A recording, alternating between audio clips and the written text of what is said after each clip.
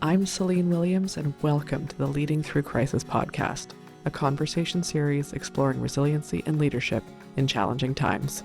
My guest today is Lori Saitz, founder of ZEN and a leading authority on improving productivity and engagement through workplace well-being. Welcome, Lori. Thanks so much for having me. I'm excited to chat with you today. Also, I love the name of your company, just as a sidebar for a second. But before we jump into any of that, I am curious if you have any thoughts on the name of the podcast, which is Leading Through Crisis. And I always like to ask my guests, what comes up for you when you hear that phrase, leading through crisis? It brings to mind the whole idea that, what is a crisis? Like, a lot of people are living their entire lives as a crisis. Mm-hmm. So is there a specific thing that's a crisis, or is it leading through crisis as in the entirety of our life as a crisis? And it's also interesting because, because I talk about staying calm in chaos. And Mm-hmm. so crisis, chaos, they're synonymous for me. Yeah. Um, I think that's one of the ongoing curiosities that I have for sure. And I have the benefit of talking to a lot of people about leading through crisis specifically, but it's the ongoing curiosity is how we all define crisis so differently. And for some people, crisis is chaos. And for some people, crisis is change. And it's not, Mm. any change they would consider a crisis, and big or small. And for some people, it is like, no, it's this level of change or this level of chaos. But we all have our own um place, spot, level, moment where it turns into crisis, right? Yeah, Where we're like, we're okay up until here, right. and then it's crisis or chaos. And when you talk about staying calm through chaos and calm through crisis, I'm going to start with, what does that mean to you? Like, what does that look like? Where does that come from? And the why behind that uh passion for you, that awareness, commitment, whatever you want to call it. Yeah, I don't think that anybody really needs to live that way, for one thing, and that anybody needs to get to a certain point where a situation escalates to become a crisis. I mean, very few. And so if you are using some tools and some practices to maintain a level of calm in your life, you're going to approach what may have in the past been a crisis differently, and you're not going to necessarily see it as a crisis or as complete chaos. It's just going to be another situation that has come up and is something that needs to be managed. That's all. Like, it's not a big deal. And Yeah. so I think that's really my mission, is to teach the world to be calm and grounded no matter what's going on around them. Because imagine, first of all, what the world could look like if everybody could do that. And I think it's everybody's individual responsibility to get themselves to a place where they can do that. It is possible. It's a matter of being willing and having the awareness of how to do it.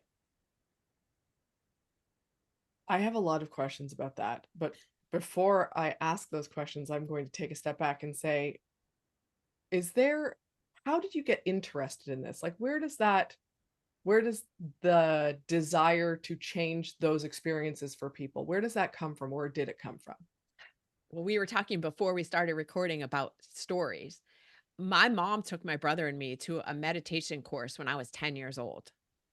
And so I have had this as a foundation. Now, that said, I did not use it for many, many years because, 10-year-olds turn into teenagers and they don't want to know anything about anything.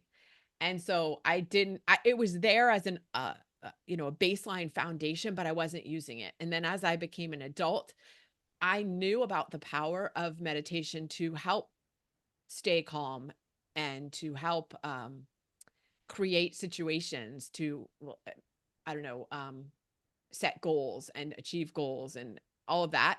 And I still wasn't using it.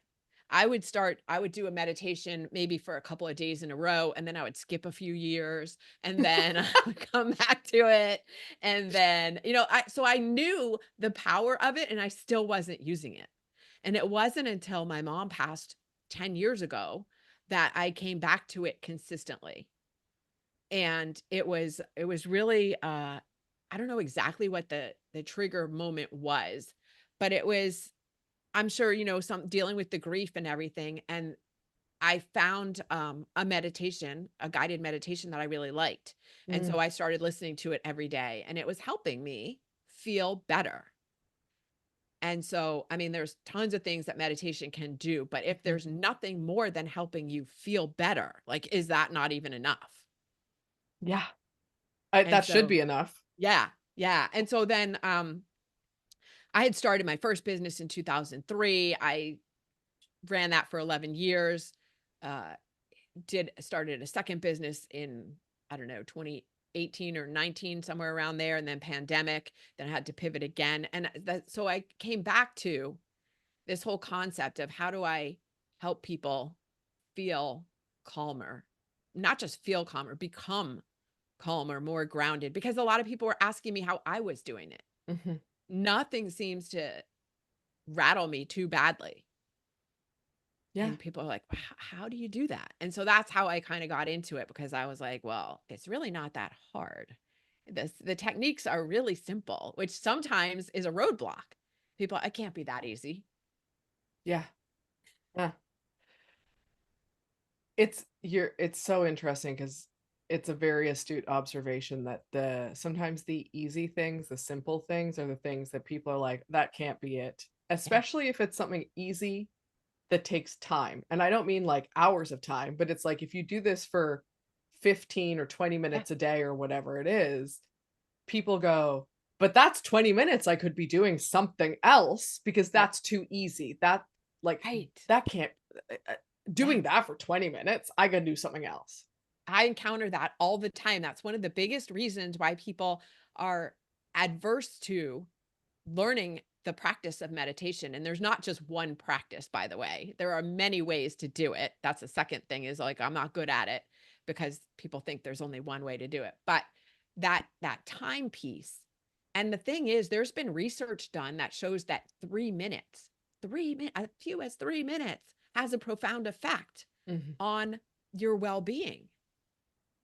Come on, people can't find 3 minutes. And essentially what you're doing is it's like sharpening the axe. Stephen Covey had the sharpening the saw analogy.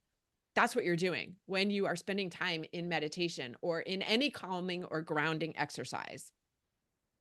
You are helping yourself to be more focused when you're outside of that time so that projects take you less time to do and actually buy you more time. mhm. Yeah. It's an fant like, I don't know any other investment that delivers as much. Um, I think that is a very profound statement to make, right? Like, it's so people are so results and ROI focused, not Yeah, only businesses, but individuals that yeah, to be able to say, like, this can change so much and is worth those what else where are you gonna get how else are you gonna reap these kinds of benefits for 3-ish minutes? yeah. I mean, they become bigger as you spend more time, but Yeah. like you said, I mean, really, 15 to 20 minutes, you don't really need to spend any more than that. And for one thing, when you're finished, you feel better. But among other things, meditation decreases anxiety, which is rampant in our society right now, which decreasing anxiety improves resilience, a big buzzword, right? Everybody in business is talking about wanting to be more resilient. It does that. It enhances creativity and innovation, other Mm, things that businesses are looking for these days. Um, you get greater insights and bigger breakthroughs. yeah. Yeah. Brain imaging research shows that meditation helps regulate emotions. So it Mhm. boosts emotional intelligence. So your relationships are better. Your relationships with clients, with vendors, with coworkers, with people you live with, which, a lot of times um, the conversations you're having at home are affecting your work, which is a They whole other always are. topic. Yeah, Yeah, they right. always are. We They're are. distractions. Yeah. Yeah. Yeah. You just develop a greater patience Mm, with situations and people. You're less likely to react impulsively, to get drawn into conflict. Um, when you can maintain a peace of mind, you can make more logical decisions, mhm. logical and better decisions. Again, these are all directly related to business as well as outside of business, and things that business people would do well to pay attention to. Yeah. I I I Go say ahead. all no, I was gonna say I say all the time that there's not a, personal life, professional life that doesn't overlap, right? Right. So, if any of these things are going to it's not about it only helping or improving my personal relationships or my personal life or my professional.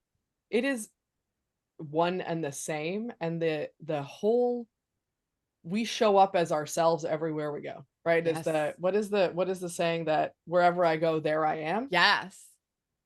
That is this is an example of that. If you work on these things, if you are, willing to spend this, at least what I'm hearing, if you're willing to spend the time in meditation and 15 to 20 minutes a day, 3 to 20 minutes a day, whatever that looks like, Yeah. it will affect everywhere you are. Yes. Absolutely. It changes everything. And the people that I've talked to who have also, I mean, a lot of people, it takes a long time to get to the place where you're like, all right, I'm ready to do it consistently. Sure. And once they do, it's incredible the stories that they have of how it has changed their lives. And it's not like their life was terrible before. It's just becomes exponentially better, Yeah. calmer, just the peace of mind. That is worth more than we give it credit for, I think. 100%. And a lot of times when you ask people what would you like your life to look like? Or what's the thing that you most want in your life? And what's something that you think that people, what have you heard that people say they want from life? Oh gosh. I mean, I think I think the default answer I hear the most is to be happy, Yes, that's exactly what I which was gonna is say. which Right. is also my least favorite answer just as my own personal bias because it's like, have you defined that for yourself? Because if you haven't, Right. that's a whole other conversation, but I think that's the one. Yeah, that's the thing. That's what I was thinking too. And so what does that mean? But I just want to be happy. Okay, so to me, I think that translates a lot to I want to feel peace in Yeah. my life. This is going to give you that. Yeah. Yeah. Um, I'm I'm curious. I want to talk about um I want to talk about leadership a little bit. Mhm. And because which often happens is we've kind of, transitioned through the crisis chaos into this, but leadership, whether it's self leadership, whether it's leading other people, is obviously going to be impacted by these practices. Yeah. And I'm curious whether it's from your own experience or your own stories or just related to leadership, like what stands out to you, either about these practices and how they affect leadership or opportunities for leadership that are not maybe in the zeitgeist as much as they could be? Mhm. Yeah. Um I mean, leadership is first and foremost about leading yourself. You cannot I was thinking about this a lot last night. You cannot be a good leader if you can't lead yourself. And I have a workshop called Zen Leadership, and it's about becoming a person that people want to support, not just follow. Like follow me because I'm the leader and I'm telling you what to do. Being a person that people want to support, that they are excited to support, that they admire. Mhm. And so it's about becoming the best version of yourself. I don't think you can be a true good leader if you are not living the best version of yourself. Yeah. Um, I was I was on a panel talking about this a few weeks ago, but one of the things that I heard recently, and this reminds me of it, is I I don't love the concept of best version of yourself because best feels it's a very weighted term, right? Mhm. Like there is a best version that is somehow defined, which there isn't and there never will be. So I heard someone say, and I've been using it, and we were talking about this on this panel, is I want to be my favorite version of myself. Oh, I like that. And that to me is what you're talking about is like, how do you become your favorite version of yourself? And that is going to change, and it should, because hopefully we're all growing and changing. Yeah. But how do you become that and own that and use that as your guidepost? Mm, I like that. Yeah. Yeah. And it comes down to or back to how are you being? How are you being? And who are you being? Hmm. Yeah. So I know a little bit about your story and how you are living your life these days. But I'm curious because that is so tied into this idea of leadership. I'm curious if you can share a bit about that with our audience. I'm not going to spoiler alert this because you're going to step into it. Um, and the tie into leadership because I we talked about that before we hit record. Yeah, absolutely. I gave up my apartment in Northern Virginia, right outside of Washington, D.C., in October of last year. So it's been almost an entire year. And um, I decided that I didn't know where I wanted to go, but I didn't want to stay there. So I have been house and mostly cat sitting, some dogs. I love all animals, but mostly cats because No I'm a cat bias person. against the animals No, here. no, no. I've just discovered that well, I just reinforced that I am really a cat person. Yeah. So I have been cat sitting across the mostly the southeast part of the United States for the past year. And so I have been living in all different cities, different states, and for a week to 2 weeks at a time. Right now I'm somewhere that I will be for 6 weeks, so that's exciting. Yeah, and it's been a challenge in a lot of ways, and it's also been very interesting because I look at life as an adventure and an experiment.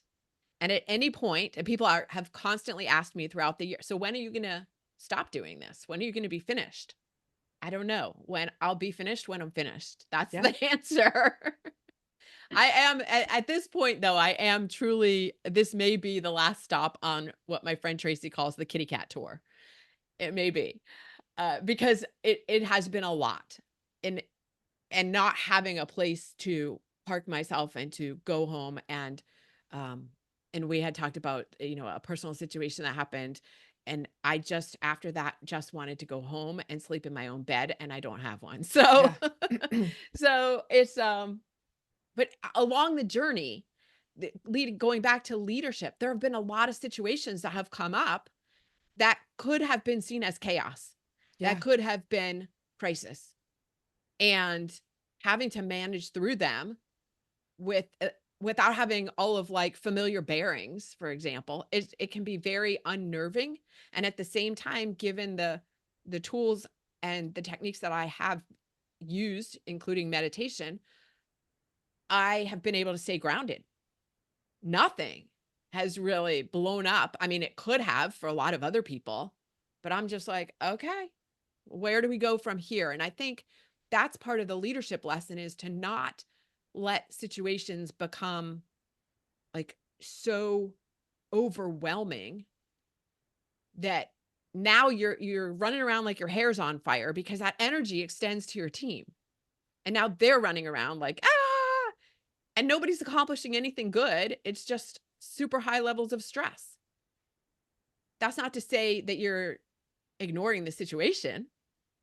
It's just that you're managing it from a grounded place. Like, okay, this is what's happened. It's a sense of acceptance. I'm not happy that my car uh it broke down in 6 lanes of traffic at 7:30 at night, and I'm in a city I don't know anybody, and Understandable that you're not happy about that. Yep. and at the same time, I could immediately go to gratitude for the fact that I have what do you call it? Like that It's triple A or yeah, yep. yeah, like a service that is coming, a tow truck's coming to get me. I happen to only be a mile away from my Airbnb. I am, a bunch of people stopped to see if I needed help. It wasn't raining. I can be grateful for all of these things instead of being so stressed out about it. Yeah. That's not to say it wasn't a stressful situation. It's just how did I manage it differently? And it's the same when you're working in with a team and with projects and leading a team. Yeah. It's so one of the topics that has come up, or the concepts, maybe not topic overall, that but concepts that comes up that has come up multiple times, maybe because I bring it up, not gonna lie to you. I'll fully own that I might be the reason, Okay. but it relates it is hand in hand in this, which is, and it's one of the, for me, most important aspects of leadership, which is recognizing what you can and can't control, Yes. right? And so if you can take a step back and have perspective on them, you can't control that your car broke down. You can't like this, it has happened. You can't control that. You couldn't control when it was going to happen. There's all of these things. But then what can you control, and grounding yourself in that. And sometimes the only thing you can control is your breath, and Mhm. like something small to get, that's fine, but focusing on what you can instead of what you can't. And I think my experience has been when you're talking about those situations that leaders are in where they're running around like their hair's on fire and then everyone else, it's because everyone is trying to control what they Yes. can't control. Right. That's exactly it. And when you practice things like calming and grounding exercises and meditation and the concept of gratitude is another big one that I talk about. It, it helps you be more capable of recognizing what you can and can't control and accepting it and moving on from there. Yeah. I want to ask you about gratitude specifically, and I will share for myself, just for context. I that is, in good moments, I'm really great at being grateful. And Mhm. I truly, I am like, I'm grateful for whatever, my cats, like what, all of the great things. Mhm. And when something happens and I'm activated in some way, while I am Mhm. really good at grounding myself quickly or like breathing through, and I know it will pass and it's temporary, I never go to gratitude. Like it is, I am never like, what am I grateful for right now? It's just not my go-to. So I'm owning that because that's where this question is coming from. Uh-huh. Because I am positive I'm not the only person who is like that. Yeah. Really good at moving myself through that, but gratitude is just never the thing that's on my mind in those moments. So, how do you, or how have you, I don't know if it's a how do you or how have you, but how has that been incorporated into those moments for you? Like when you talk, you said you're really big on gratitude. Tell me about that journey for you and like how you use that, especially in the tough moments. Because again, Yeah. I think most of us are probably okay at it, if not good at it, when we don't need to be good at it. When Mhm. it's like, Mhm. yeah, cool, everything's great. I love life. Yes. There are two techniques I can share with you. One, and I'll start with the story because I know you're into Please. stories. Okay. So, when I started my first business, I was making a product called the gratitude cookie. It was based on a family recipe and it was kind of a cross between a butter and a sugar cookie. I Okay. was packaging them as a way for businesses to say thank you to their clients and people who supported their success. The irony of this situation is that at the time I was not an extremely grateful person. And my mentor and friend, Paul, said to me, "Hey, uh, I'm going to give you a challenge. And this is going to, I think you could stand to do this challenge." He Mhm. said, "I'm challenging you to read chapter 7 in the book The Science of Getting Rich." Are you familiar? The Yep. Wallace D. Waddles. Yep. It was written in like the 1930s. So chapter 7 is on gratitude. And all of the chapters in this book are really short, like 3, 4 pages. He said, "I challenge you to read chapter 7 on gratitude for 30 days, once in the morning and once at night. Are you up for this challenge?" And I said, "All right, Paul, sure, I'll do it." And at the end of 30 days, absolutely nothing happened. Nothing happened. Like, I typically tell that story when I'm doing presentations. I'm like, at the end of 30 days, the editor from Oprah's Favorite Things magazine, from her magazine and the favorite things section, called me and wanted to put the gratitude cookies in Oprah's favorite thing. Can you believe it? And people are like, "Oh my God, that's awesome." Yeah, that didn't happen. And then they laugh at me. But really nothing happened. And it wasn't until months later I was again, it was another car freaking issue. I was driving home from a friend's house Thanksgiving evening, and smoke started pouring out of the front of my car. Oh And I gosh. managed to get off the highway and into a gas station on the side and call, the tow service. And instead of going all into a rant of, "I can't believe this is happening, this sucks," I immediately went to gratitude. And thank goodness somebody, we were able to get off the highway safely. Thank goodness this gas station was open. Thank goodness the tow truck driver's coming to get us at 11:30 at night. Thank goodness we're only 5 miles from home. That's when I noticed the power Mm, of having done that exercise that changed what gratitude does is it actually rewires your brain. And so the neural pathways in my brain, instead of going to, "Ah, this is horrible," went to, "Oh, I only saw the parts I was grateful for." mm, And so there's that exercise. And then there's another one that I love sharing with people that's called "But I'm Grateful For." And that is when you catch yourself, and it's when, not if. I mean, because we're human and we're just going to catch ourselves complaining and criticizing. But when you do, to go, "But I'm grateful for what?" And it doesn't even have to be related to the situation. mm. Like, I'm all, I don't know, give me some example of, the cat's clawed up the carpet and now I'm going to have to replace the carpet and this is terrible. But I'm grateful that it's sunny outside and I'm going to get to go for a walk with some friends later. Like, it doesn't even have to be related to the situation. Catching yourself and immediately going, "But I'm grateful for." And the more you do that exercise, the more naturally grateful you will become. And when situations happen that you are not happy about, you will more quickly go to gratitude instead of staying in the "Arr" Yeah. situation. Um, I love that. I love both of those exercises. I think they're really practical, um, and doable. And but I'm grateful for, I imagine, is an interesting challenge to start to incorporate for people. So Yeah. I love that suggestion.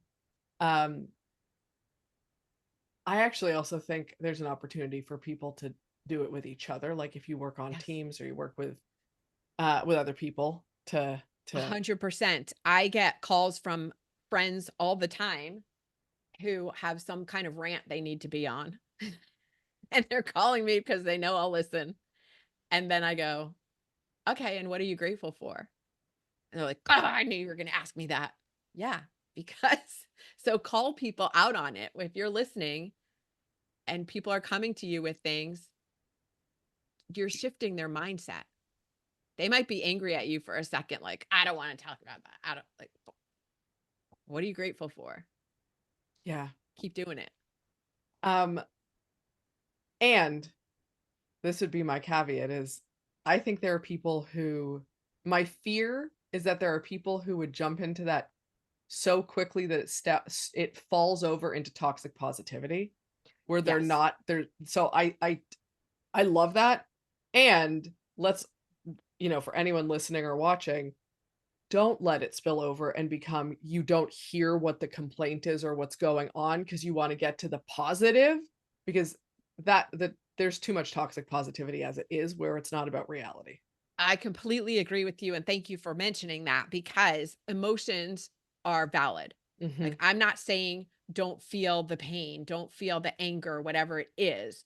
Feel it, because that's the Yes. only way you're gonna get through it. Acknowledge it, feel it, and I don't just cut my friends off when they're talking. I wait until they're let and then I go to, Yes. like, "What are you doing?" But, yeah, that is all valid, and then Yes. where's the gratitude? Yes. And I appreciate you clarifying that, because I fully understood what you were saying, and what I didn't Mhm. want people to hear was, "Oh, we just jump into what we're Yeah, grateful for," no. because we know some people want a short no offense to anyone, but we know some people who are going to want a shortcut to that to get to the easier to talk about positive things, Right. which invalidates the feelings of the Correct. person. And yeah, and that's just a distraction. And yeah, that's a whole other conversation. Um, so this is the fun of conversations like this, is you're like, "Oh, we could go so many different ways and Yes. inside of this." Um, so I'm curious, with the work that you do, as I mentioned, I love the name of your company, Zen Rabbit. Actually, I'm gonna change my question. How did you come up with that name before I ask what I was gonna ask? I mentioned the gratitude cookies. So Zen Rabbit was established as Zen Rabbit Baking Company originally. Oh, And there's a whole story on my website under the about page, but the short story of it is, it was when I started making those cookies and people would taste them, they would say, "Oh my gosh, this reminds me of something my grandma used to bake." And it brings them back to that Zen blissful place of baking in the kitchen with grandma. And then there was some uh, mythology or about rabbits bringing prosperity to businesses. mm, And so that's how it became the Zen rabbit. But also, as you will learn on the website, when I was a baby, my mom bought a stuffed rabbit and put it like a plush toy yep. rabbit and put it in the crib. And she could take all the other animals out, but the rabbit had to be in the crib or I was not sleeping. And as I got older, I would rub her ears for comfort. There's a picture on the website I love that. of me at my grandparents' house. I'm about 2 years old, and I am rubbing her ears, and I'm in a Zen blissful place. And so she was my Zen rabbit, even though I didn't actually call her that at the time. And and from a marketing standpoint, which I have many, many years of marketing background, nobody ever forgets the name Zen Rabbit. How could they? No. They don't remember my name, but they remember Zen Rabbit. And that's actually why when I started the next business, actually named it something different, but I had to come back to calling it Zen Rabbit because everybody knew me as Zen Rabbit. Yeah, So that's a it's my license plate. If you see me driving around, it's Zen Rabbit. note to self, if you see that license plate, that is Lori. Yes. Um, so as part of so thank you for sharing that, I appreciate that. And, as part of the work that you're doing now, with Zen Rabbit, and with, productivity and engagement and well-being, and, this meditation, mindfulness, gratitude, Yeah. what are, if you had to kind of leave anyone listening with, like, here are the three most important things to remember, or five, I don't care, pick your own number. I always say Mhm. three because that's my brain. But, Yeah. like, what are the things that you're like, don't forget these three things? Don't keep these, if you do these three things, it'll change everything. Yeah. Practicing gratitude will change everything. It changes you, how you show up in the world and how you see the world. Uh, the other thing about uh, gratitude is that I want to emphasize that this is not just about it's nice, it's good manners. My mom made me write thank you notes when I was a kid growing up after holidays and birthdays, right? You're giving me a face that you probably had to do too. Thank you notes were the bane of my existence, Uh-huh. because my parents were also like, "You need to do this, it's the proper thing." And I was like, "But why?" Like, Yeah. "Thank you for the gift. It was great, Yeah. Celine." Like, it's not gratitude. No, no, that was forced gratitude. But so yes, it is a very nice thing to do and it makes people feel good and it makes them feel valued. At the same time, realize that there are tangible benefits to gratitude. There have been studies that people will stay longer. Productivity is boosted by 50%. People who practice gratitude are more productive and some of the studies have shown by 50%. that when people feel appreciated, they have higher job Mm, satisfaction, they have higher quality of life, and they will stay longer at a company if their boss appreciates them. So it is directly tied to retention, engagement, and workplace well-being. mhm, And then the third thing that we talked about was like take freaking 5 minutes to use some calming, grounding exercises that can be as simple as deep breathing. Can you focus on breathing all the way down to your abdomen and feeling that air coming in and then just letting it go and feeling your shoulders relax, your neck relax, your arms, like spend 3 to 5 minutes just breathing. And you can do that when you wake up in the morning. You can do that in between meetings. You can do that when you're sitting in a tense meeting and you just want to bring things down. When you are calm, we already talked about this too. People around you energetically, it's not a theory. This actually happens. Energetically, the people around you calm down. mhm. Their energy it grounds. Yeah. There was, and someone is gonna fact check me on this because I do not remember this, but I remember reading about a study a few years ago that was talking about how if, like, in a meeting room, if one person started breathing deeply and slowly, everyone's breath started to slow down if they were being intentional about it. And if someone started breathing really quickly and then everyone's breathing and heart rate would elevate. Yep. So again, someone will fact check me and be like, this is the stuff, but we It know this is. works. Yeah, So I've heard of I was recently reintroduced to that information. yeah, It's real. Yeah. yeah, it's a great reminder. And I, before I ask, I do have kind of a wrap up question for you, but before I ask that, I wanted to just note that what you were talking about, the importance of appreciation, um, I do not think can be overestimated. I have worked with an organization that when I first started working with them, many of the conversations I was having, and when I was coaching people primarily, but many of them would end, they would say, thanks so much for the time, whatever version of it was, and be like, until we chat again, I really appreciate you. And I was Mhm. like, okay, that's a really weird thing to say every time. And it felt great, but I was like, what an odd thing to say. And then I realized it was really part of their culture to intentionally, in especially in one-on-one conversations, just acknowledge, like, I really appreciate you and the time. And oftentimes people would say a specific thing that they Yes. appreciated. Yes. And it became part of my vernacular as well over the years. And I have to say, it's one of the things that I think is so important and unspoken and has always stood out to me about working with that organization is just how, uh, in a positive way, entrenched things like that can be and moments can be. And we need more of those in organizations, not less, and more of those in teams and more of those in relationships. Absolutely, and it costs you nothing. Nothing. Um, so before we wrap this up, is there anything that we didn't get to that you want to make sure we talk about, or something that you want to emphasize inside of our conversation today? Because I know we talked about many things. Yeah, no, I mean, we covered a lot, and I think the only thing I would say is that I invite people listening to take one of the exercises. Don't try to do all of them at one time. Maybe that's overwhelming. Take one of the things that we talked about today and implement it for the next 7 days. Be Mm, consistent for the next 7 days.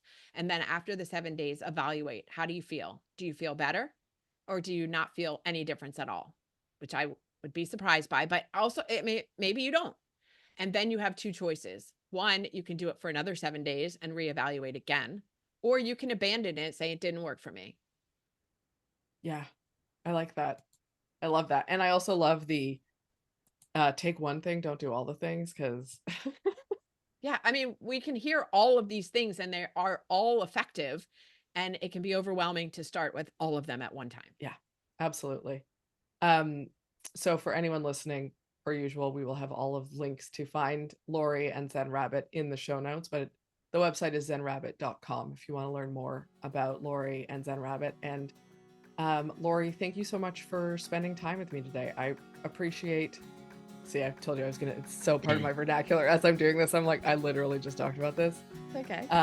But I appreciate your willingness to share some of your personal stories and experiences inside of it. It's always the most valuable part of these conversations. So thank you for taking the time with me today. Thanks for having me. Thanks for joining me today on the Leading Through Crisis podcast. If you enjoyed this conversation, please take a minute to rate and review us on your podcast app. If you're interested in learning more about any of our guests, you can find us online at www.leadingthroughcrisis.ca.